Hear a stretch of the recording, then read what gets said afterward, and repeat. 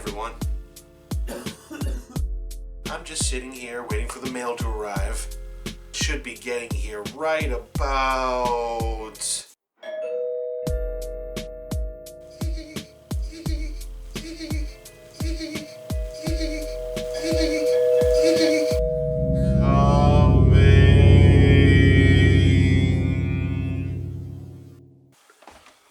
Today I'll be receiving a very special letter, one containing my personal invitation to this year's dudes trip.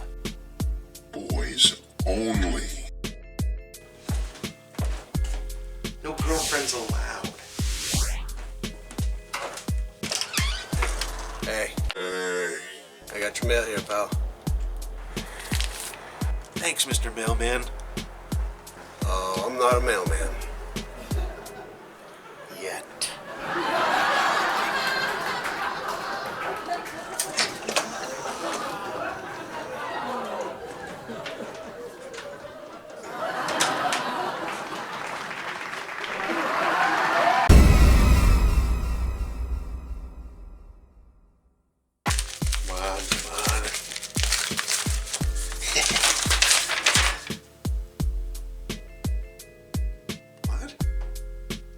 Dear Jason, we regret to inform you that you will no longer be invited to this year's annual Dudes and Bros Sunnin' Funnin' Buds Drinkin' Suds getaway.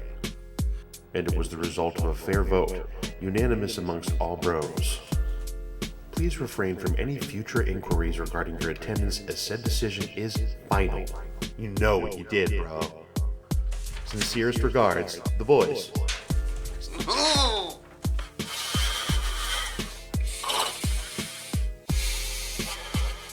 What? I don't even care. I've got plenty of friends and plenty of fun things to do with them. Plenty. I do have them. I guess I've got a few things to think about while we enjoy this week's featured episode of The Fresh Prince of Bel-Air, in which Carlton and Will learn an important lesson about friendship and how difficult it can be. Enjoy. Enjoy.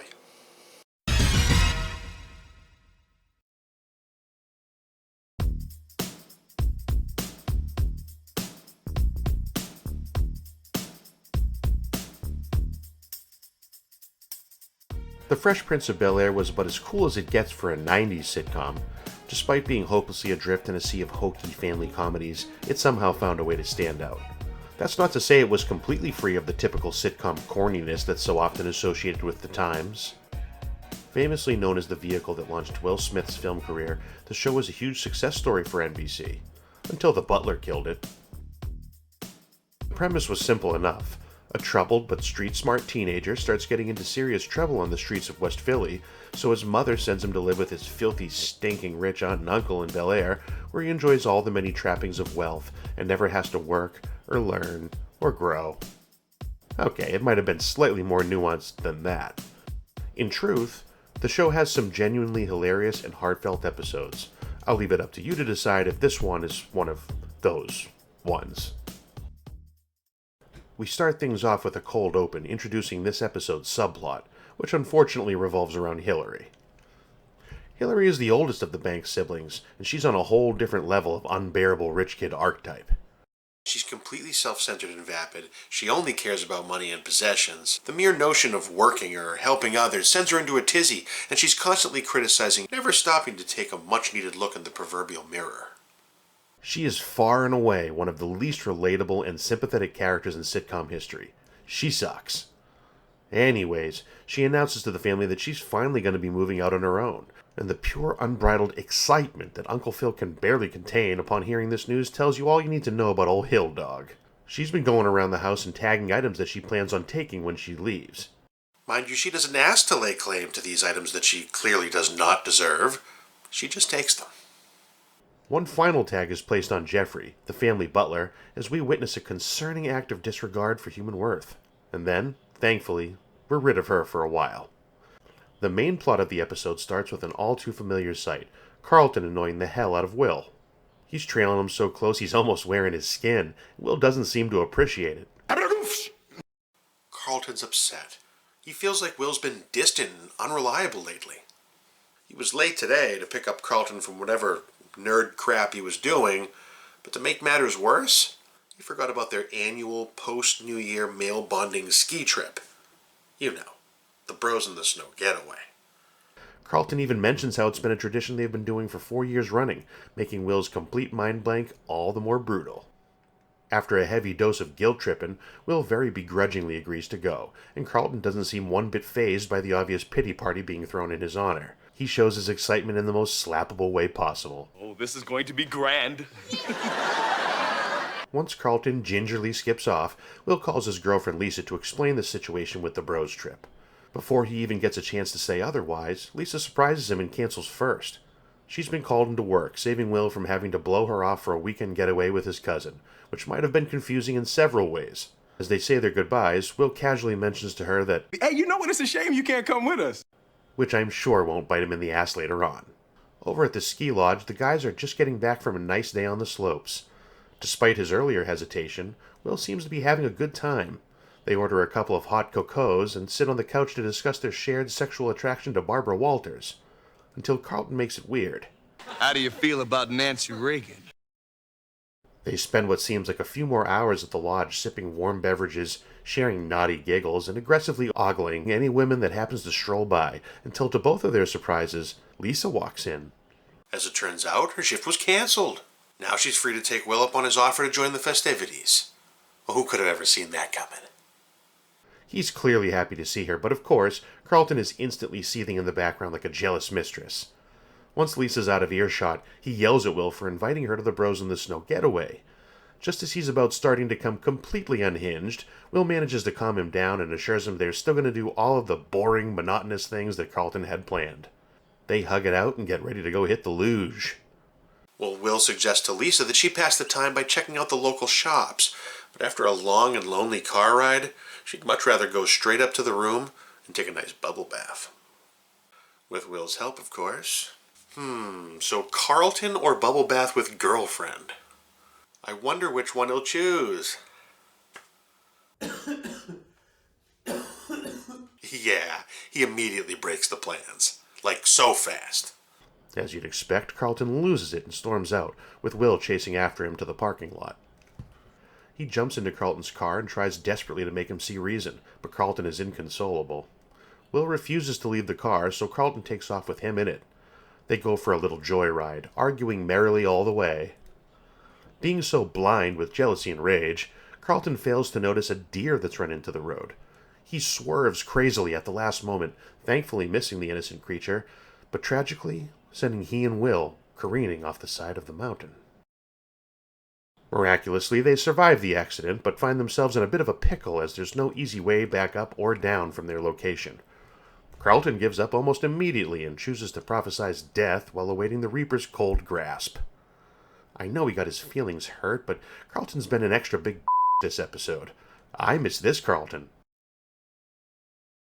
On the other extreme, the severity of their situation seems to be completely lost on the simple-minded Will.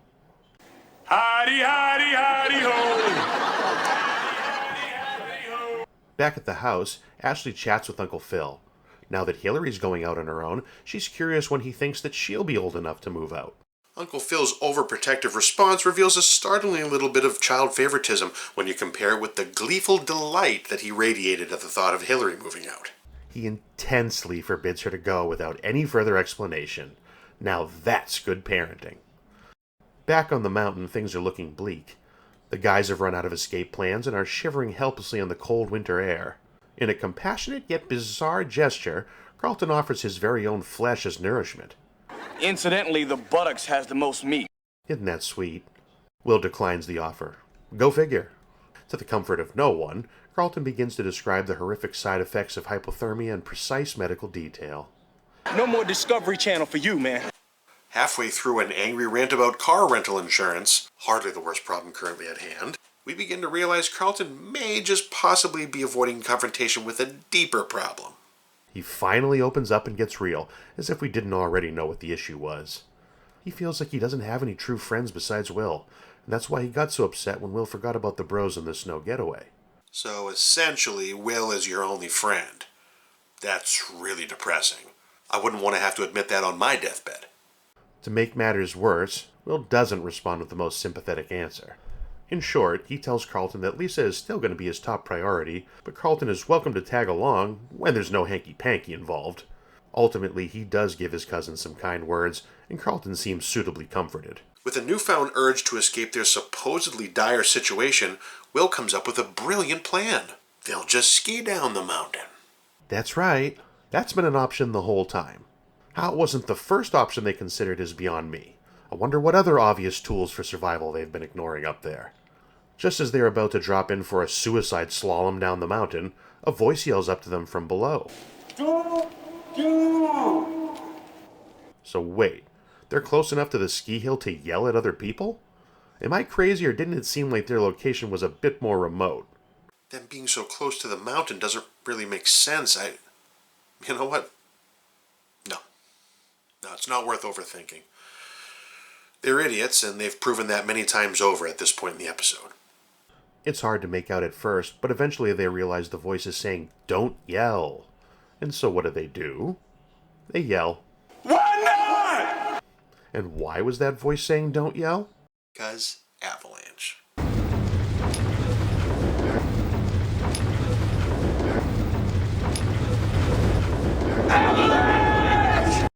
Ah, the avalanche. A classic TV trope used throughout the generations. Much like quicksand, television writers would have us believe that avalanches are as common as a sticky old gym sock under a teenage boy's bed. Carlton and Will don't waste time plunging recklessly down the cliffside in an attempt to outrun the avalanche. This, of course, is handled in comical Bugs Bunny fashion, as opposed to the terrifying, urgent fashion that seems more appropriate. They do ski tricks and mug for the camera as they cruise down the mountain to safety. Just a couple of knuckleheads unwittingly cheating death. A sigh of relief is felt by all as they escape what I originally thought to be certain doom, but apparently was more like a well-prepared inconvenience. They all share a good hearty laugh, until Carlton makes it weird again. Before the end of the episode, we briefly return to this insufferable Hilary subplot. She still hasn't moved out. She does one final tour of awfulness, managing to display an obnoxious lack of gratitude for the family's going-away gift, and then casually reminding Uncle Phil that she still has her greasy paws on all of his credit cards. Then she finally gets lost. Once she's out of there, Uncle Phil jokes around. 1 down, 4 to go. Completely backpedaling on his earlier conversation with Ashley, where he basically threatens her if she ever tries to move out. Will and Lisa head out to grab some lunch, and I'm assuming since it's still so close to their traumatic experience together, Will tosses Carlton a pity invite. Carlton pretends like he's going to be cool and declines, but they see through that bull immediately, and so he agrees to go along and follows them out like an excited little puppy dog. True friendship is finally restored. Just when we thought Hilary was finally gone for good, she briefly pops back in to dehumanize Jeffrey one more time for the road. I hate my life. Me too, buddy. Me too.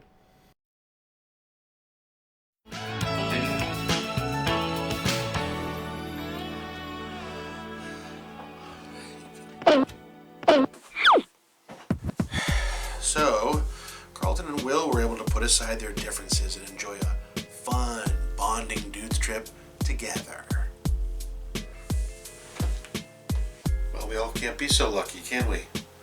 Some of us have friends who don't give second, third, never mind fourth chances when you make a mistake. Maybe somebody should take accountability for their actions and realize they're part of the problem.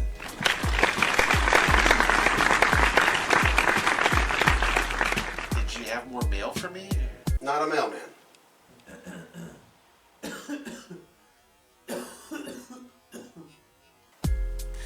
Well, I don't care what that mailman says. Friends are jerks. So f*** you. And your little trip. Friends will only stab you in the back. Who needs them?